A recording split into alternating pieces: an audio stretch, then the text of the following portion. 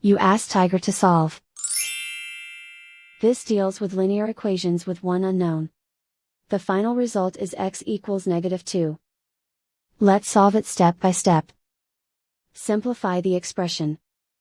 Expand the parentheses. Multiply the coefficients. Simplify the arithmetic. Group all x terms on the left side of the equation. Subtract 12x from both sides. Group like terms. Simplify the arithmetic. Group like terms. Simplify the arithmetic. Group all constants on the right side of the equation.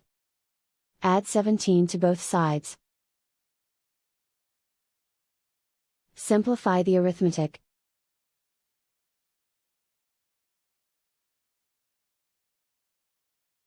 Isolate the x. Divide both sides by -7. Cancel out the negatives. Simplify the fraction. Move the negative sign from the denominator to the numerator.